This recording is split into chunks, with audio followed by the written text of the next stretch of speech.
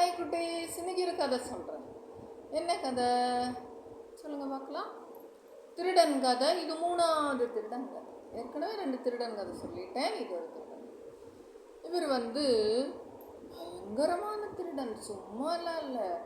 திருடுனா நல்லா இருக்கிறதெல்லாம் எடுத்து இல்லாமல் வீட்டிலேருந்து வெளியிலே வரமாட்டான். அந்த மாதிரி திருடன். அப்போது பார்க்குறவாளெல்லாம் இவனை பெரிய திருடன் வந்துட்டாங்கிற மாதிரி சொல்லுவாங்க. ஆனால் இவன் திருடும்போது யாருமே இவனை பிடிக்க முடியாது. அந்த அளவுக்கு டெக்னிக்காக திட்டுவான். ஆச்சா, அப்படி இருக்கும்போது ஒரு நாளைக்கு இவன் நினச்சான், எப்போவுமே வீட்டுக்குள்ளேயே திருடுறோமே, நம்ம ஒரு தடவை ராஜாவோட தோட்டத்தில் போய் திருடலாம் அப்படின்னு நினச்சிப்பான். அப்போது ராஜாவோட தோட்டத்தில் என்ன தான் கிடைக்கும்? தேங்காய் மாங்காய் எல்லாம் தான் கிடைக்கும். அப்படின்னு நினச்சிண்டு எதுக்கும் இருக்கட்டும்னு ஒரு வலையை எடுத்துன்னு போவான். வலையை எடுத்துன்னு எங்கே போகிறான்? ராஜாவோட பிருந்தாவனம், பூங்காவனம். நிறைய பூச்செடியெல்லாம் இருக்கும், ரொம்ப அழகாக இருக்கும். நடுவில் ஒரு குளம் இருக்கும். அப்போ இவன் என்ன பண்ணான், ராஜா சோல்ஜர்ஸ் எல்லாம் இருக்கா இல்லையா, சைனிகர் கிங்கர் எல்லாம் வரத்துக்கு முன்னாடி அந்த வலை எதுக்கும் ஒன்று விரித்து பார்க்கலான்னு சொல்லி எப்படி விரித்தோன்னே அந்த குளத்தில் நிறைய மீன், சின்னதும் பெருசும் நிறைய மீன் கிடச்சிது. அப்போ ஒரு செட்டு பிடிச்சி கஷ்டப்பட்டு மேலே போட்டான். 2வது செட்டு அப்படின்னு வலையை விரிக்கும் போது ஒரு சவுண்டு வரும்ல, அது விரித்த உடனே சைனிகர் எங்கே இருந்தோ தெரிஞ்சிட்டான். ராஜாவோட தோட்டத்தில் எப்போவுமே அவன் ரவுண்டு வந்துட்டே இருப்பாங்க. அவன் யாரோ உள்ள நுழைஞ்சிட்டான், சத்தம் கேட்குது, பாம்பா அல்ல என்னன்னு தெரியலையே அப்படின்னு நினச்சி இப்படி வரத்துக்குள்ளே இவனுக்கு பயமாயிடுது. இன்னைக்கு பிடிச்சிட்டா, இன்னைக்கு நம்மளை பிடிச்சிட்டான்னு பயத்தில் கரையில் ஏறி ஒரு மரத்துக்கு பின்னாடி ஒளிஞ்சுண்டு அந்த மரத்துக்கு பக்கத்தில் ஒரு மரத்தை வெட்டி அதை எரிச்சிருக்கான். இந்த குப்பையெல்லாம் சேர்ந்து எரித்தோன்னு சாம்பல் நிறைய இருக்கு. என்ன பண்ணானா, வேகம் அந்த சாம்பலை எடுத்து உடம்பு ஃபுல்லாக பூசி விளேன்னு பண்ணினா விபூதிட்டு இருந்தா மாதிரி ஆயிடுச்சு. இப்படி சின்முத்திரை வச்சுட்டு அழகாக கண்ணை மூடின்னு உட்காந்துட்டான். சத்தமே இல்லை. காலை நல்லா சமகால் போட்டு அழகாக உட்காந்து அவர் எப்படி இந்த யோகாசனம் பண்ணுற மாதிரி உட்காந்துட்டு இப்படி வச்சு உட்காந்து வந்தான். யார் வந்தா? ராஜாவோட சோல்ஜர்ஸ் வந்தான்.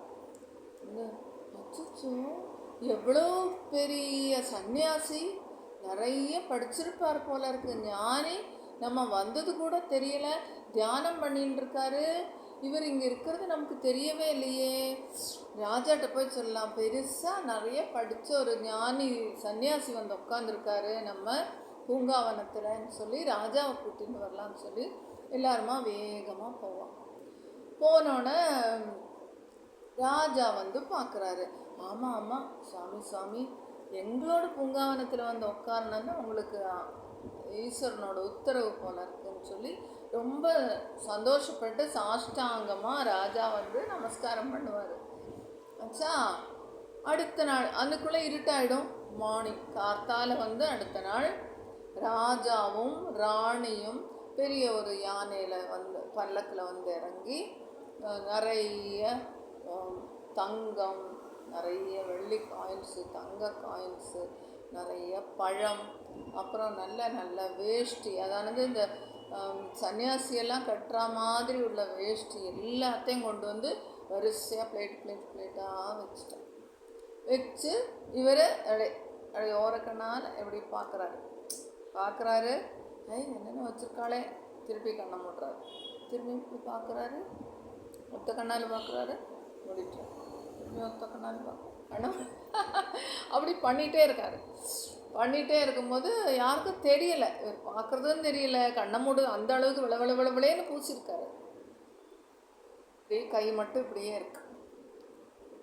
ராஜாவும் ராணியும் நமஸ்காரம் பண்ணிட்டு, சாமி எங்களுக்கு நல்லது கொடுங்கன்னு சொன்னோன்னா அவர் அதுக்கும் ஒன்றுமே சொல்லலை. நல்லா சாஷ்டாங்கமாக நமஸ்காரம் பண்ணி ஒரு சுற்றி அவள் போயிட்டான். போன உடனே இந்த ராஜா இந்த ஊரில் இருக்கிற மக்கள் எல்லாம் என்ன பண்ணா, ராஜா ராணியே வந்து நமஸ்காரம் பண்ணிட்டா, பெரிய சன்னியாசி வந்திருக்காராமே ஊர்லேருந்து, நம்ம போய் பார்க்கலான்னு சொல்லி இதெல்லாம் ஒன்று சொல்கிறதுக்குள்ளே டபுளாக சொல்லுவாளே. காசிலேருந்து வந்திருக்காரு, இமயமலையிலேருந்து வந்திருக்காரு, அப்படி மாற்றி மாற்றி சொல்லிக்கிறான். சொல்லிட்டு அவளே வந்து நிறைய பழங்கள் ஆளுக்கு ஆளுக்கு என்னென்ன கிடச்சோ, நேந்திரப்பழம், வாழைப்பழம், ஆப்பிள், ஆரஞ்சு, கொய்யா, சப்போட்டா, என்னென்ன உண்டோ எல்லாத்தையும் கொண்டு வந்து தட்டு தட்டு தட்டு தட்டு நிறைய பிளேட்டில் வச்சுட்டோம். வச்சா இவர் உட்காந்துருக்கிறதுக்கு ஒரு 10-15 அடிக்கு பழம்தான் லைனாக இருக்கு. இவர் இப்படி கண்ணை திறக்கிறது மூடுறது யாருக்கும் தெரியல. வச்சுச்சோ இவ்வளவா இவ்வளவா இவ்வளவா நினச்சிப்போம். அப்புறம் எல்லாரும் போயாச்சு. சாயங்காலம் ஆனாலும் அமைதி ஆயிடுச்சு, யாருமே இல்லை. மெதுவாக கண்ணை முழிச்சு ஏந்திருந்து அந்த குளத்துல ஃபேஸ் மட்டும் வாஷ் பண்ணிவிட்டு, கண்ணை மட்டும் வாஷ் பண்ணார். ஃபேஸ் வாஷ் பண்ணால் தெரிஞ்சிடும் இல்லையா, கண்ணை மட்டும் வாஷ் பண்ணி வந்து உட்காந்தாரு. அச்சோ இத்தனை கொஞ்ச நேரத்தில் நம்ம திருடினா கூட இவ்வளவு வந்திருக்காது. கொஞ்ச நேரத்தில் என்னெல்லாம் வந்தது, தங்கம், வைரம், வைடூரியம், வெள்ளி, தட்டு தட்டா பழம், சாப்பிட்றதுக்கு எல்லா உணவு, வஸ்திரம் எல்லாம் வந்துடுச்சு. ஜாலிதான்ல இந்த வாழ்க்கை. பகவானை நினைக்கிறாரு, அந்த வேஷம், இந்த வேஷத்துக்கே இவ்வளோ மதிப்பா? அப்போ நம்ம ரெகுலராக சன்னியாசி மாதிரி இப்படி கண்ண மூடின்னு உட்காந்துருந்தா நம்மளை எல்லாரும் ரொம்ப மதிப்பாளே. இன்னும் எல்லாம் நம்மளை திருடன், பெரிய திருடன் இது பண்ணிட்டு இருந்தா கேவலமாக பேசுவான். இப்போ யாரும் பேசுறதுக்கு இல்லை. அப்போ நம்ம திருடினா கூட யாருக்கும் தெரியாது, யாரும் பிடிக்கலை. இந்த திருடுற ஸ்பாட்டில் யாரும் பிடிக்கலை, ப்ரூஃப் பண்ண முடியலை. ஆனால் இப்போ வந்து துறவின்னு சொல்லி சாஷ்டாங்கமாக நமஸ்காரம் பண்ணுறாரு.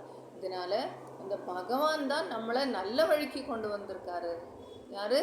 பகவான் தான் நல்ல வழிக்கு கொண்டு வந்திருக்காருன்னு நினச்சிட்டு இனிமேல் திருட்டு தொழிலே ஆகாது.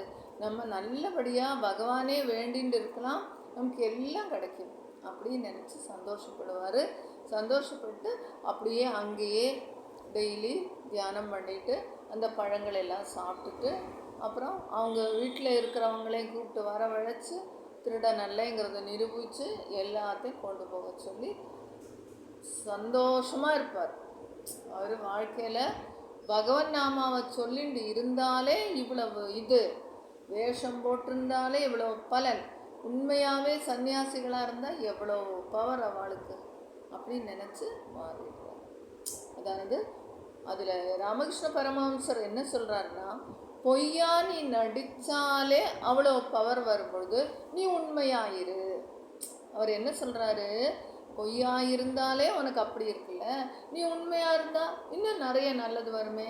அதனால் எப்போவும் உண்மையாயிரு, எப்போவும் வந்து திருட்டுத்தனம் பண்ணாது, எப்போவும் எல்லார்ட்டையும் உண்மையாக இருந்து உன்னோட வாழ்க்கையை நடத்து அப்படிங்கிற மாதிரி பரமஹம்சர் குரு நமக்கு சொல்கிறார். ஓகேவா? டன். நாளைக்கு இன்னொரு கதை. பாய்.